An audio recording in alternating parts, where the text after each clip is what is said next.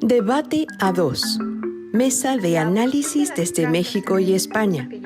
Carlos Hernández Plata, psicólogo y pedagogo por la UAM. Adriana Chávez García Rendón, científica de la comunicación por la UAM. Decolonización del pensamiento, racismo, identidad y sociedad, género, educación, historia, comunicación y sociedad, psicología, pedagogía y otros temas. Buenas noches, una vez más en Debate a dos, entre una mesa de análisis entre América, todo el continente, y Europa.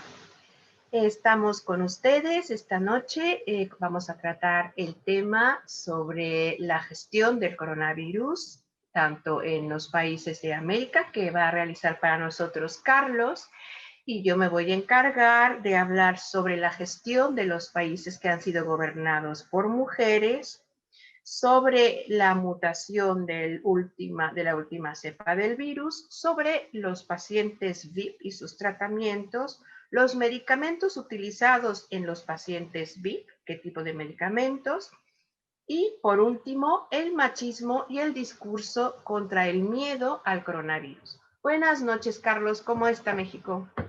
Hola Adriana, buenas noches. Pues la Ciudad de México en semáforo rojo.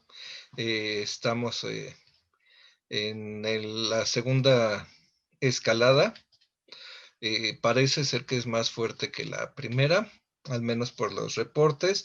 Nada más que esta vez ya se pudo incluso movilizar personal de otros estados para venir a apoyar. Aquí los estados, tenemos ya 3 estados en semáforo verde, algunos en amarillo. Entonces ya se pudo movilizar personal. Tenemos ya la llegada de las primeras dos, de los primeros 2 embarques de vacunas, que ya fueron 30,000 el jueves, me parece, no, miércoles, y el jueves se aplicaron, y el 40,000 ayer, 40 y tantas mil ayer. Lo que me resulta muy interesante, según pude escuchar del gobierno mexicano, es que las 120 o los 120 millones de vacunas serán gratuitas y administradas a toda la población. Bueno, no a toda la población, pero cuéntanos cómo está haciendo la gestión en México. Bueno, la gestión en México tiene un componente muy importante que me gustaría destacar desde el principio. El presidente dijo: a mí no me toca, yo no me voy a encargar, yo no soy experto. Para eso tenemos Secretaría de Salud. Puso al secretario de Salud al frente junto con su subsecretario. También los de el Hospital Militar tienen bueno, el ejército tiene unos médicos increíbles, también están trabajando conjuntamente junto con el Instituto Mexicano del Seguro Social y el ISSSTE, el Instituto del Seguro Social al servicio de los trabajadores del Estado. Entonces es una gestión conjunta, todos a la vez, como un solo sistema de salud, a cargo de los que las dirigen, que son médicos expertos. Entonces eso ya hace una gran diferencia a lo que he visto en otros países. Otra que es lo que mencionabas, se está manteniendo un sentido social muy fuerte, muy amplio, en un país donde somos más de 100 millones de personas, donde llevamos por 40 y tantos, bueno, 40 y tantos años de destrucción del sistema de salud, donde no se construía bien un hospital, todo eso durante sexenios. Se está haciendo lo que se puede con lo que hay, tomando en cuenta siempre primero a la gente, ¿no? Para las medidas de salud. Se lleva un buen programa de comunicación social, iniciaron en enero. El presidente hace diario una conferencia en la mañana a las 7 de aquí, y hablaba 1 o 2 veces a la semana el secretario de Salud, el subsecretario de Salud. Cuando ya se puso un poco más pesada la situación, que llegaron los primeros casos a México, ya se estableció una conferencia vespertina a las 7 de la tarde, y ya llevamos pues todo el año de conferencias, más de 10 meses de conferencias vespertinas con información diaria. Y el plan fue aumentar la capacidad de atención a la gente. Se apoyó un poco en el sector privado para derivar pacientes que lo requirieran del sector público, para que los atendieran en el sector privado a costo del gobierno, ¿no? Eso pacientes normales que ya estaban por otra enfermedad, para reconvertir hospitales en hospitales COVID. Y se hicieron también hospitales de campaña, hay uno en el Autódromo Hermanos Rodríguez, uno en el Centro Banamex, que es un centro de convenciones gigantesco, pero esos son para pacientes jóvenes, sin complicaciones y con síntomas leves, ¿no? Ya, pero ya los tienen así, y hay hospitales de campaña en todos los estados de la República que son móviles, se han ido cambiando según las necesidades de cada estado, y hay un déficit terrible de médicos especialistas porque también en las últimas secciones pues no se fomentó la formación médica, ¿no? Era los sexenios del neoliberalismo y todo es subrogado, ¿no? ¿Para qué lo hago yo? Si lo puedo rentar, si lo puedo contratar a una empresa, si puedo esto, y no tenemos los especialistas suficientes. Bueno, por mi parte, yo informo que hay una gran diferencia en el tratamiento de la enfermedad entre los países que fueron gobernados por mujeres. Esto es lo que he podido eh, averiguar, estudiar, analizar sobre estas gestiones, y los países gobernados por hombres. Aparentemente, en Nueva Zelanda, Taiwán, Islandia, Noruega, Finlandia, Dinamarca, Nueva Zelanda y Alemania al principio de la crisis, las primeras ministras, presidentas o como se llame el cargo que ocupan, fueron claras, concisas y dieron mensajes transparentes, es decir, el virus fue descrito correctamente y con transparencia. En algunos casos se les habló a los niños también sobre su responsabilidad para cuidar que sus padres utilizaran las mascarillas, fueron involucrados como parte de la sociedad que tenía un papel muy importante. Y en un principio se consiguió que estas gestiones fueran o tuvieran unos muy buenos resultados. También hay analistas que opinan que eso se debe a que casi todas estas naciones, excluyendo por supuesto Taiwán, bueno, que casi todas son protestantes, es decir, que tienen poblaciones acostumbradas a obedecer, lo cual yo pongo mucho en tela de juicio, puesto que sé de muy buena tinta por mis amigos en Inglaterra que son muy desobedientes, hacen fiestas en su casa, no mis amigos, sino la gente que tienen a su alrededor, y continúan rebelándose. Por otro lado, el caso del machismo también me sorprende muchísimo, porque si recordamos al principio de la pandemia, todos aquellos discursos contra el miedo de la pandemia, incluso burlándose de la enfermedad, provinieron de figuras masculinas. El presidente de Brasil, el mismo presidente de México, el presidente de los Estados Unidos, el presidente de Inglaterra, son figuras que tenían un enorme peso en la opinión popular. Y desde el punto de vista de la comunicación, ¿sí? Perdón, una aclaración. Aquí en México tenemos un problema. El presidente jamás se ha burlado de la pandemia. Él ha dicho que él no le toca y todo eso. El asunto es que los medios, al cambio de régimen, no están recibiendo el dinero que recibían anteriormente, contratos multimillonarios. No les dieron las exenciones fiscales que pedían, porque así no llegaba el coronavirus, y ya los grandes empresarios y medios de comunicación querían que les perdonaran todos los impuestos de este año, sin haber gastado ni un centavo, sin haberles costado nada, y no se los dieron. Entonces, en los medios en México, en los medios privados, se vive algo que yo diría que es una esquizofrenia, una locura. Es otro país. Si tú te vas a los medios, es otro país. Mira, es como México en los 60s. No pasaba nada. No hubo guerra sucia, no había guerrilleros, no había nada. El coronavirus, lo que tú me estás diciendo es que el presidente nunca dijo que el virus, que no le... ¿Por qué él no usaba mascarilla? O me estás diciendo que esas imágenes fueron tomadas en momentos muy puntuales y se generalizaron como, sí. Exactamente, ese es el asunto. Por ejemplo, hablan de que él acostumbraba a hacer giras, ¿no? Con donde se reúne mucha gente, porque pues a diferencia de los otros sexenios anteriores, es un presidente muy querido. Y estoy hablando de los últimos 50 años, ¿no? Y la gente se acerca, se remolina, tiene seguridad, pero muy baja y permite que se acerque y todo, ¿no? Eh, y, por ejemplo, empezando lo del coronavirus, suspendió. En cuanto él dijo, bueno, le preguntaban seguido, ¿va usted a suspender? ¿Va usted a suspender?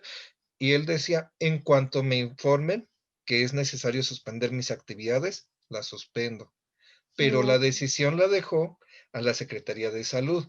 Por ejemplo, ahorita están, es que la vacuna nada más llegaron 30,000, pues es que por las condiciones solo se pueden transportar ciertas cantidades, ¿no? Por ejemplo, 3,000 dosis, perdón. Aquí está, este es del día de antier. 23 de diciembre, primer país de la América Latina en recibir la vacuna COVID. Llegaron las primeras 3,000 dosis para calibrar su aplicación a partir de mañana. Próximo martes 29 llegarán otras 50,000. Bueno, llegaron hoy algunas. Y así hasta completar 1.4 millones de vacunas Pfizer a lo largo de enero.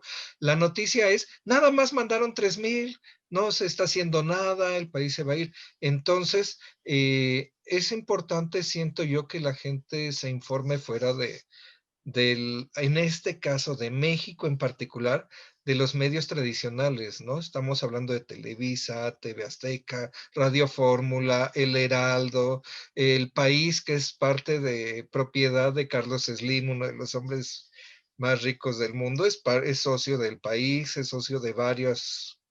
Entonces, ¿por qué? Porque perdieron miles de millones de pesos en contratos. Y se está dando una ola de desinformación tremenda, en el sentido de que en TV Azteca el anchorman, no me acuerdo cómo se dice ahorita en español, el conductor del principal telediario de la noche, dijo que no hagan caso al subsecretario de salud, lo que dicen es una tontería, salgan, compren todo. ¿Por qué? Porque tienen intereses comerciales, porque son dueños de tiendas, son dueños de 20,000. así.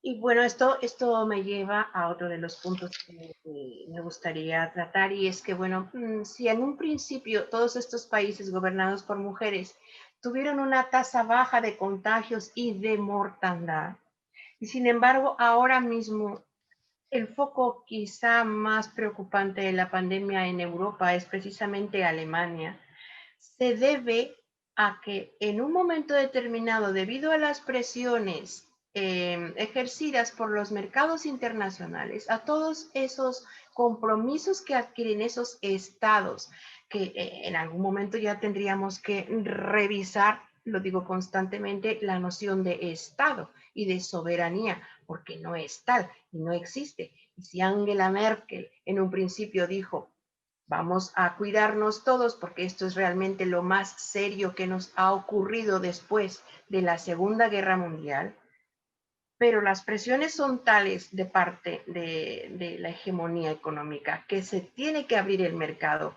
porque sin el consumo de la gente que se está muriendo, que es absurdo, sin ese consumo el sistema se cae, un sistema que de todas maneras está agonizando y que no sabemos a dónde va, porque en estos momentos lo que más se trafica y lo que tiene mayor valor son los datos a través de Amazon.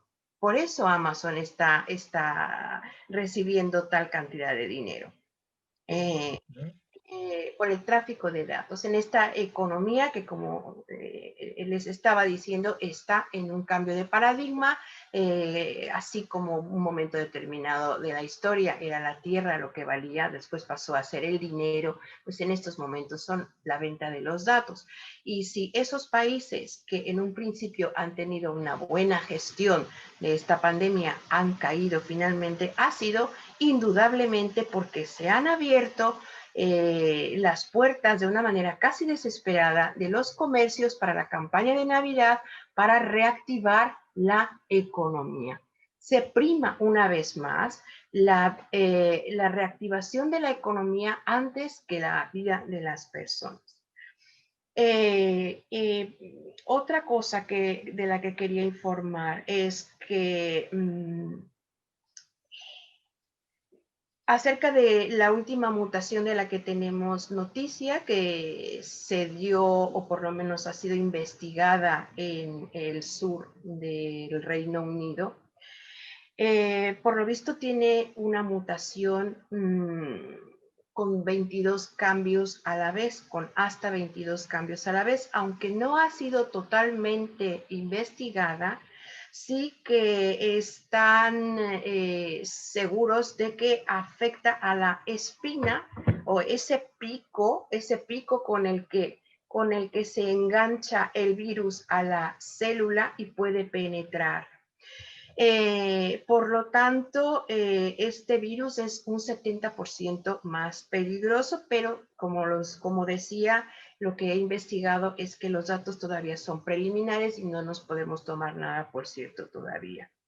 Parece ser que las vacunas de Pfizer, la de Oxford, la Moderna y la AstraZeneca, entrenan al sistema inmunológico para que ataque distintas partes del virus, incluida la histamina. Algunos expertos creen solamente que la vacuna debería seguir funcionando aún con esta mutación, pero es simplemente una suposición, puesto que... Sí, precisamente como decías, uno de los artículos que yo leí al respecto, fíjate, mencionaba que lo que hace la vacuna en específico, la que nos llegó aquí, la de Pfizer, y se me olvidó el nombre del segundo laboratorio, ¿ya ves? Bueno, la vacuna de Pfizer, AstraZeneca, puede ser, AstraZeneca, no, Moderna. es que ya ves que Pfizer la hace en conjunto con otro laboratorio, se me olvida el nombre del otro laboratorio. No, no estoy seguro. Moderna es otra parte completamente. Bueno, resulta que trabajan con el ARN mensajero, que precisamente son las instrucciones, esta explicación me encantó, son las instrucciones para armar la proteína que recubre al virus, lo que decías tú del pico con el que entra la célula. No es una vacuna de virus atenuado como estamos acostumbrados naturalmente, que es la vacuna de la viruela, ¿no? Agarramos la viruela, como se hizo mucho tiempo, de las pústulas de alguien que ya está enfermo, la raspamos en la piel de otra persona y, y ya, ¿no? Ya está vacunado porque es una versión atenuada del virus, debilitada. En este caso, no. En este caso es una vacuna que enseña al cuerpo a producir el ARN que produce la proteína que recubre al virus. El cuerpo empieza a producirla y provoca la respuesta inmune. Adelante, adelante. Solamente recordar a nuestra audiencia que nosotros tenemos un ADN y el ARN, ¿cómo se llama? RN. ARN mensajero.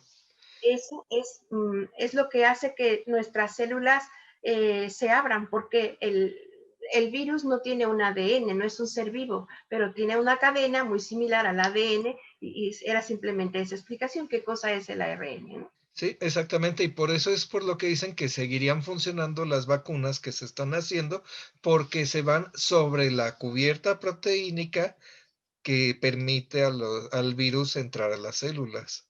Eso Entonces, es. hasta donde sabe, es hasta donde va. Pero como dices, pues está en investigación. En investigación. Y fíjate que curiosamente eso me da pie a los pacientes VIP, que es en quienes se está investigando.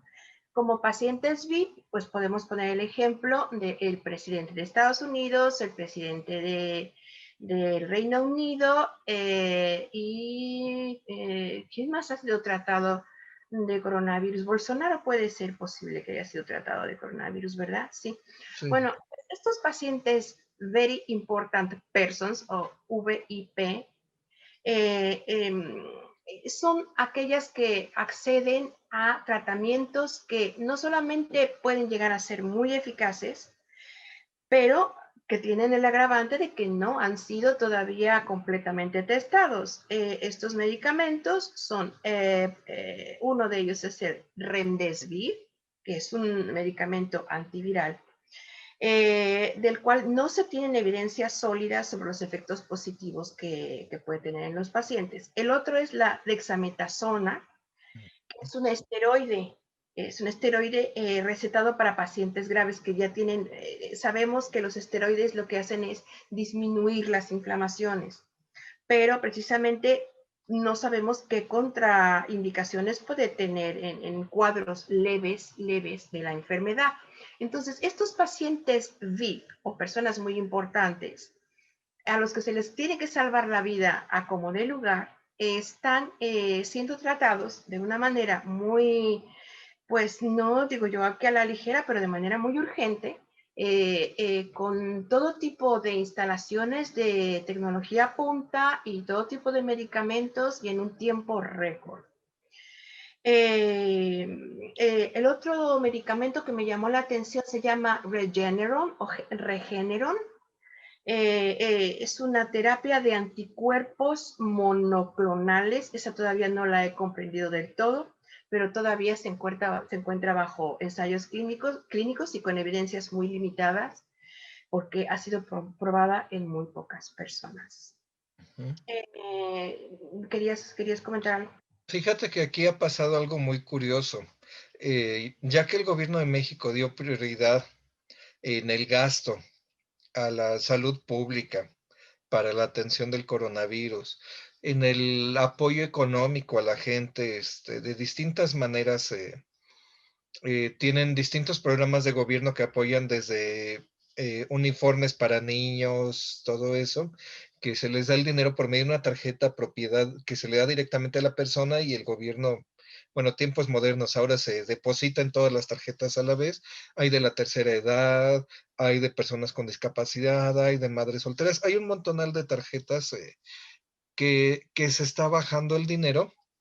Así dice, comenta acá, se baja el dinero para la población más necesitada, ¿no? Económicamente en problemas. Pero ha pasado algo. La mayor protesta que he visto aquí viene de las clases acomodadas, porque ¿cómo se van a ir ellos a tratar a un hospital, al hospital general o como a un hospital cualquiera de gobierno, ¿no? Y no tienen las instalaciones, no tienen el equipo, no tienen la práctica suficiente y el apoyo de todo el aparato estatal detrás, y ha causado, pues les ha causado cierto problema, ¿no? Y lo mismo está pasando con la vacuna. Llega la vacuna y sale enseguida la noticia falsa. El presidente de México fue el primero en recibir la noticia, la vacuna que diga. Como pasó en Arabia Saudita, ¿no? El príncipe se vacunó primero que todos y demás. Y no, dice, no, yo me vacuno cuando me toca. La primera persona que recibió una vacuna en México es una enfermera. Y luego los médicos y personal del Hospital General de México, de la Ciudad de México, ahorita que estamos en semáforo rojo, fueron los primeros. Hubo filas, hay videos, fotografías, todo. Y eso provoca una reacción de enojo porque los privilegiados de siempre no tienen manera de adquirirla. ¿Por qué? Porque pues está súper peleada en el mundo y el que firmó contrato a tiempo fue el gobierno federal. Aquí un grupo de gobernadores de estados de oposición que quieren sacar ventajas políticas y económicas, dijeron, nosotros vamos a comprar solos la vacuna, no necesitamos del gobierno federal. Obviamente se toparon con pared porque las empresas no hacen tratos de esa manera en este momento, ¿no? O decían cosas como, en 2 semanas el gobernador de Jalisco, que ya hemos mencionado algunas veces, muy macho, hablando de machismo y todo eso, en 2 semanas se quedan todos encerrados en su casa, 2 semanas, puso a gente con aspersores, tomando agua de las fuentes, a mojar toda la ciudad para que se viera que estaban sanitizando. En 2 semanas acabamos con el virus. Es obvio que no provocó un desastre. Pide precisamente que haya gente en el partido de fútbol del Club Chivas y en Jalisco para reactivar la economía, porque ya es momento de abrir todo. Él lo hizo, es autoridad de su estado, es el responsable de la autoridad sanitaria de su estado, lo hizo, y de las pocas pruebas que aplicaron, eh, 2 de cada 5 creo salieron positivos, la gente que entraba. Entonces, acaba de provocar otra ola y un crecimiento terrible. ¿Por qué? Por querer mantener las cosas a los privilegiados, ¿no? A sus privilegios, a los privilegios de los grandes consorcios económicos, y ha provocado un problema terrible, ¿no? En su estado. Y aquí en general, algo que ha mencionado el subsecretario de Salud que me gusta mucho, lo que decías de lo económico. Dice, es que es un equilibrio muy delicado. Si estamos hablando de bienestar de la gente, para que esté bien de salud, los encierro a todos, órale. Se hicieron actividades para todo eso, pero el problema es que va a empezar a la gente a sufrir económicamente. La mayoría del país vive al día. Como ya dijimos, somos mayoría de pobres en este país. Eh, ¿Qué pasa? Que pues tienen que regresar a trabajar, pero si abres los trabajos como antes, se van a enfermar. Y entonces la pregunta y el equilibrio que están tratando de hacer, que es dificilísimo, que yo personalmente considero que es imposible, aunque mejor que nada tratar de lograrlo, es entre el bienestar de salud y el bienestar económico, porque es una u otra. Y si afectas la economía, empiezas a afectar la salud, ¿por qué no están bien comidos? ¿Por qué no están bien? Etcétera, etcétera. Bueno, pero a ver, yo pienso que en el peor de los escenarios, si la gente efectivamente tiene que alimentar a la economía y alimentar al consumo, yo creo que lo que sí que se debe hacer es acabar con ese discurso machista. Yo lo veo cuando yo vivo, la cultura española es de bares. Yo dejé de socializar, esa es nuestra manera de socializar, bajar al bar todos los días, te cuentas con los vecinos, se cuentan las novedades, es el punto, lo mismo que puede ser para Inglaterra los pubs o las casas públicas.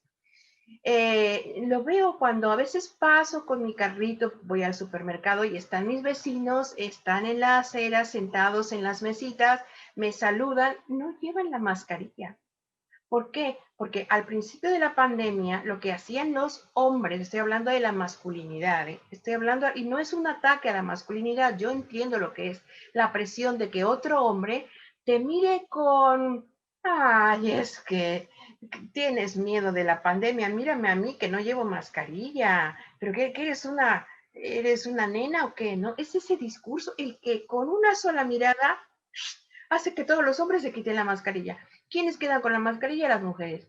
Hombre, se puede posiblemente reactivar la economía nuevamente, ir a comprar, hacer lo que quieras, pero por favor, que todo el mundo lleve su mascarilla, que todo el mundo, que dejen de tocarse la mascarilla, porque es algo muy común reacomodarse la mascarilla con las manos. Sí. Es un montón de virus, ¿no? Sí, Y no, bueno, exactamente, que se reacomode desde aquí, desde las orejas, desde el hilito y ya. sé que es complicado, sé que es complejo, pero se puede conseguir. Y Sí. bueno, con esto yo creo que nos despedimos. Hemos llegado ya a nuestro límite de tiempo, Carlos. Y si no tienes nada más que comentar. No, pues cuídense, usen su mascarilla, sana distancia. Principalmente, si me cuido yo y cuido a los demás, pues salimos de esto más rápido. Evitemos los machismos, sobre todo peor tantito cuando fueron dirigidos, como mencionabas hace rato, por Donald Trump, Boris Johnson, Bolsonaro y tantos políticos más que por machos. No, eso es una fraude y todo eso. Y han provocado miles de muertes. O sea, no estamos hablando nada más que enfermos, muertos. Entonces, cuídense. Somos todo lo que cada quien es lo que tiene. Y sería todo. Que tengan buenos días, buenas tardes en España, buenas noches en México y nos vemos en el siguiente programa de Debate A2, mesa de análisis entre América, todo el continente y Europa. Hasta luego. Debate A2. Mesa de análisis desde México y España.